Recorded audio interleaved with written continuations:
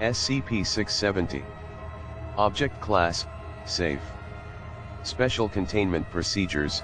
The family unit collectively referred to as SCP-670 is currently contained at Sector 25, located in England.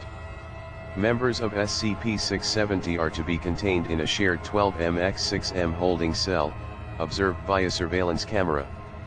Cell is to contain 4 beds, a bathroom, and an observation window. All staff entering SCP-670's containment area are to be searched for lighters, matches, and other sources of open flames. SCP-670 is to be provided with 45 centimeters of cotton, 25 centimeters of silk, 25 centimeters of polyester, 15 centimeters of rayon, and 12 centimeters of rope each month. Any objects created by members of SCP-670 that could be used as a weapon are to be immediately removed from the containment area. TTT.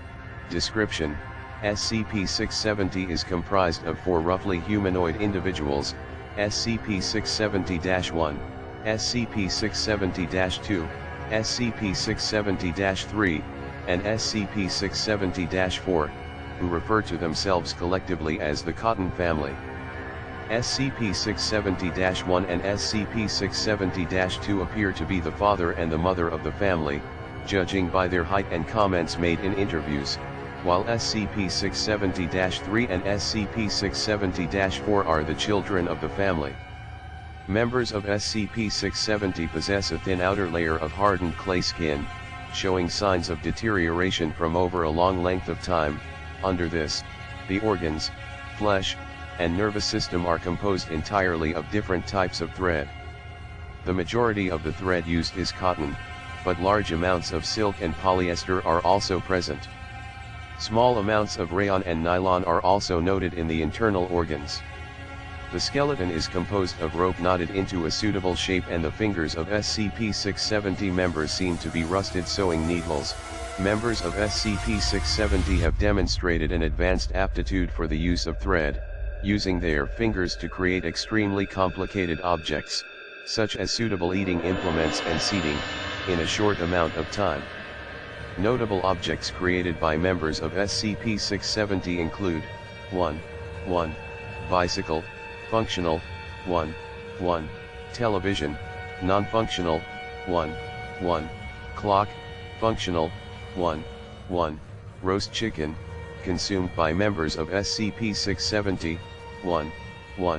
Detailed family portrait, 1. Dagger, see Interview 670-1-1. Members of SCP-670 show discomfort when using objects not composed of thread, such as plastic chairs or writing implements. The reason for this is currently unknown, and members of SCP-670 refuse to elaborate on it. SCP-670 was first discovered at Forest, near, when a group of hikers reported that they had found a house made of rope in the forest. Agents were dispatched to investigate the matter and discovered SCP-670.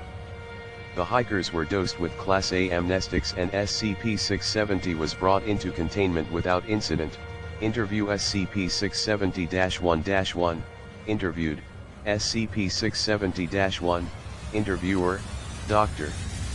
Forward, at approximately, on //20, SCP-670-1 constructed a dagger using SCP-670's monthly thread ration.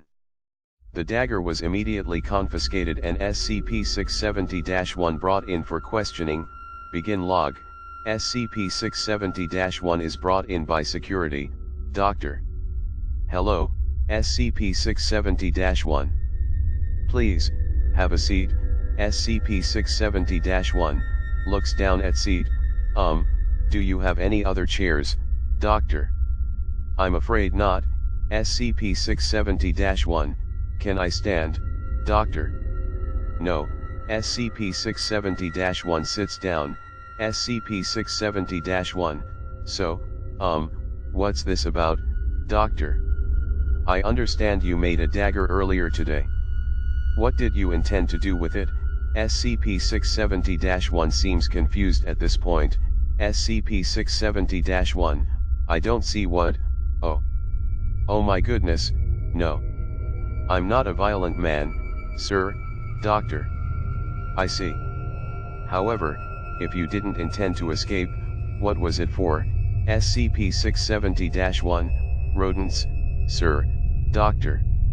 I'm sorry, SCP-670-1, well, I've been hearing squeaking the last few nights and I thought I should try and get rid of the rats. They spread disease, you know, doctor.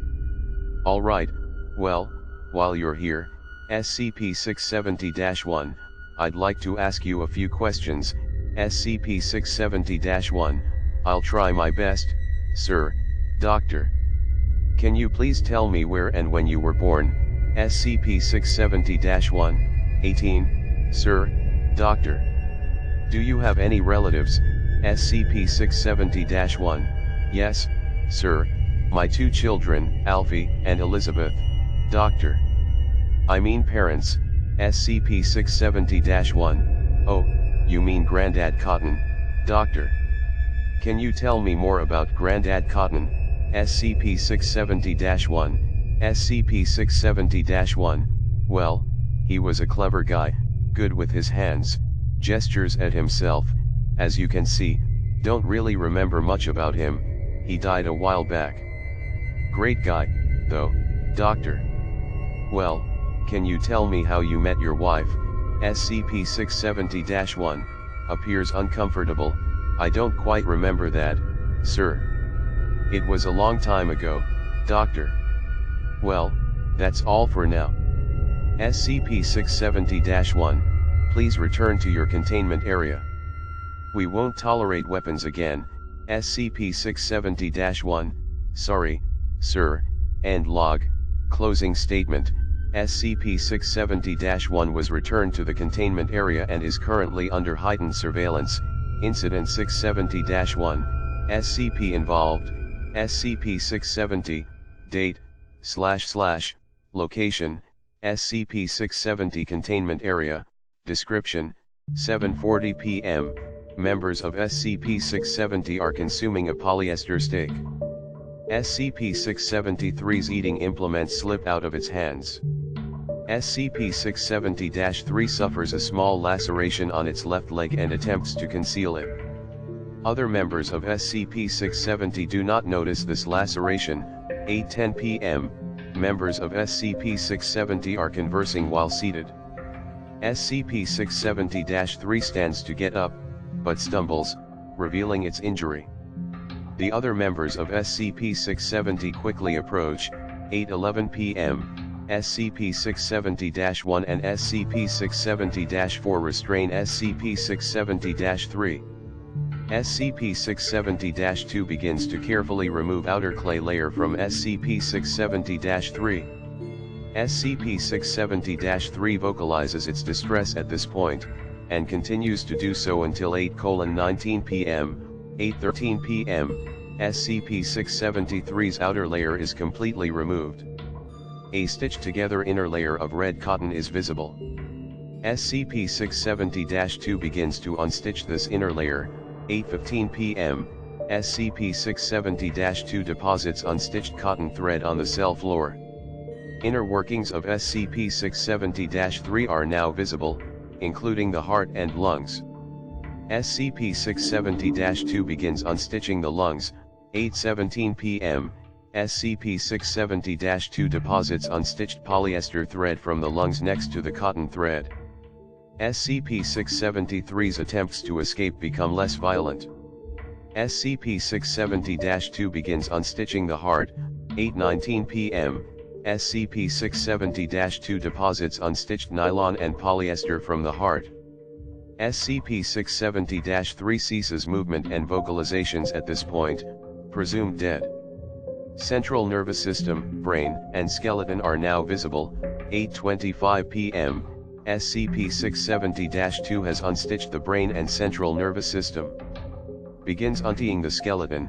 8:28 p.m., skeleton is untied and placed next to other disassembled materials of SCP-670-3. 8:29 p.m., SCP-670-1 approaches observation window and requests identical materials to those currently on the cell floor. Request accepted.